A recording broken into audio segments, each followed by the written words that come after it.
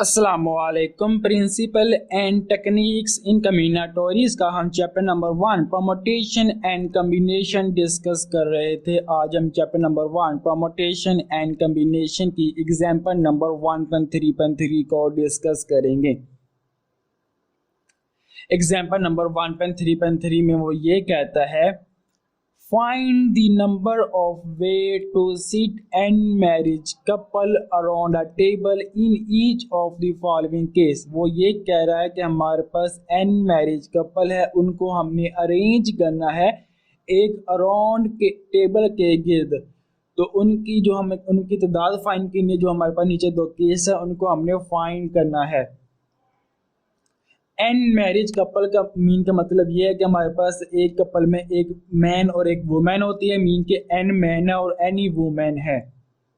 हमारे पास केस 1 है, man and women alternating. Mean के एक आदमी और एक औरत इकट्ठी बैठे हो। मीन के अल्टरनेट का मतलब ये है कि एक औरत मर्द बैठा, फिर औरत, फिर मर्द, फिर औरत, मीन ऐसे बैठे हो।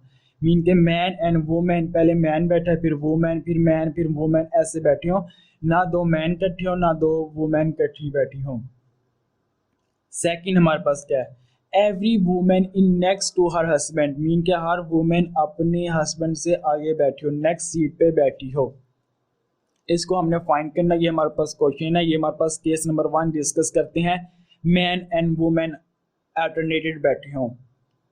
हमारे पास जो टोटल कपल है वो एन है। मीन के एनी मैन है और एनी वुमेन है। इनकी तादाद जो वुमेन और मैन की एन है और हमारे पास जो टोटल कपल है वो एन है। तो मीन हमने इनको अरेंज करना है एक राउंड टेबल के गिर्द। मैं पहले अरेंज करूंगा मैन को या वुमेन, इन दो में से किसी एक को पहले मैं अरेंज कर लूंगा, फिर उनके दरमियान दूसरे को अरेंज कर दूंगा। तो वो हमारे पास अल्टरनेट की कंडीशन पूरी हो जाएगी। मैं फर्स्ट क्या करता हूँ, फर्स्ट वो seat n man around the table का मैं एन मैन को एक राउंड टेबल के गिर्द बिठाता हूँ। अकेले मैन को, इसमें वुमेन का भी जिक्र नहीं हो रहा। तो एन मैन है, इनको मैंने अराउंड द टेबल मतलब बिठाना है, सीट करना है। तो इसकी हमारे पास जो कम्बिनेशन परमुटेशन वो आ जाएगी, वो सर्कल परमुटेशन इसमें यूज होगी। तो वो हमारे पास आ जाएगी Q N N is equal to N minus 1 factorial. तो आपने ये फार्मूला पहले मैंने आपको लास्ट वीडियो में समझाया भी था, आपको ये समझ आ गया कैसे मैंने ये डिस्कस किया है। अब मैंने क्या करना क्या है, इनके दरमियान मैंने वुमेन को बिठाना है। मीन कि अगर मैन 1 यहाँ बॉयज 1 बैठा हो या मैन 1 बैठा हुआ है, इनके दरमियान मैंने गर्ल्स को बिठाना है, अरेंज करना है। देखो एक आदमी, एक मैन, एक बॉय बैठा हुआ है, फिर वुमेन बैठी हुई है, फिर मैन, फिर वुमेन, फिर मैन, ये वुमेन, मैन, वुमेन, मैन और वुमेन। मीन के ऐसे मैंने बिठाना है, कोई 2 वुमेन और 2 कोई मैन इकट्ठे ना बैठे हों।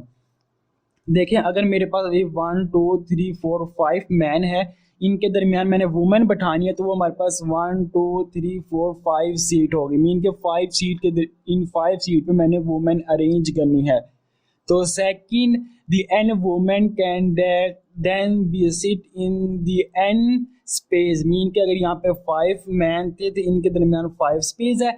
ऐसे कब यहाँ पे एन मैन होंगे तो इनके दरमियान एन ही स्पेस होगी। बिटवीन 2 बॉय, मीन के इनके ए और बी के दरमियान एक सीट है, फिर बी और 1 और 2 के दरमियान एक सीट है, 2 और 3 के दरमियान भी एक सीट है। मीन के हर के दरमियान एक सीट है। ऐसे ही 1 से लेकर एन तक जो टोटल मैन है इनके दरमियान एन ही सीट होंगे। इन एन सीट में मैंने वुमेन को अरेंज करना है। तो एन ही सीट है हमारे पास, एन ही वुमेन है। तो हमारे पास जो फार्मूला आ जाएगा पी एन एन आ जाएगा, P n N is equal to n factorial divided by n minus n factorial. N minus n factorial is equal to 0 factorial के बराबर होता है, तो 0 फैक्टोरियल इज इक्वल टू 1 के बराबर होता है। तो हमारे पास जवाब एन फैक्टोरियल आ जाएगा। अब देखिए मैंने एक ही क्वेश्चन के 2 हिस्से किए हैं, तो मुझे अब इन दोनों को आपस में मल्टीप्लाई करूंगा तो हमारे पास होल जवाब आ जाएगा। तो then the number of such arrangement is, तब मैं इनकी अरेंजमेंट फाइंड करूंगा टोटल की होल की। वो हमारे पास n minus 1 factorial multiply by n factorial. ये हमारे पास जवाब आ चुका है केस नंबर 1 का, जिसमें मैन एंड वुमेन अल्टरनेटेड बैठे होंगे। Case number 2, every women is next to her husband. Mean के हर वुमेन अपने हस्बैंड से अगली सीट पे बैठी हो। तो पहले मुझे अब इसमें ना मैन और वुमेन को अलग अलग नहीं करना पड़ेगा, क्योंकि मैंने वहाँ पे मैन और वुमेन कैसे मर्जी बैठी हुई थी। यहाँ पे वो कह रहा है कि मैन और वुमेन हर हस्बैंड की बात हुई, मीन के वो इकट्ठे बैठे होंगे। तो मुझे मैन और वुमेन को एक एंट्री के तौर पर लेके जाना, मतलब शुरू करूँगा, उसको एक एंट्री मानूंगा, उनको पहले मैं अरेंज करूँगा कपल को, उसके बाद मैंने ये कंडीशन जो है नेक्स्ट टू हर हस्बैंड इसकी फाइंड करूँगा। मीन के first each couple is first trend as n one entry, mean के तमाम कपल को मैं पहले एक एंट्री मान लेता हूँ। The number of way to arrange the n entry around the table, का मैं एन एंट्री को एक अराउंड द टेबल बिठाऊंगा, अरेंज करूंगा, तो उसका हमारे पास जो फार्मूला होता है वह क्यू आ जाएगा। मीन का क्यू एन एन आ जाएगा, Q N N is equal to N minus one factorial आ जाएगा। ये मैंने तमाम मतलब ये एक कपल को अरेंज किया है। अब मैं कंडीशन फाइंड करता हूँ, women is next to her husband, इसकी कंडीशन फाइंड करता हूँ। मुझे पता है कि एक कपल के अंदर एक वुमेन और एक मैन होता है, तो सेकंड क्या है, two people in each entry, mean के मैंने जो एक एंट्री माना था, एक कपल को एक एंट्री मैंने माना था, अब एक एंट्री के अंदर एक वुमेन और एक मैन है, मीन के दो पीपल अंदर शामिल है। इसकी टू फैक्टोरियल वे होगी, मीन के दो factorial way is equal to 2 के बराबर होता है। The distinct number of way, जो कब मैं इनकी नंबर ऑफ वे फाइंड करूंगा, each women is next to her husband, क्योंकि मेरे पास अब एन कपल है तो मुझे 2 की पावर एन लेना पड़ेगा। मीन कैसे, मेरे पास यहाँ पे B1 एक मैन है, एक ये वुमेन है, फिर एक मैन है, वुमेन है, मैन वुमेन है, 5 मैन और 5 वुमेन है, मैंने यहाँ पे बिठा दिया है।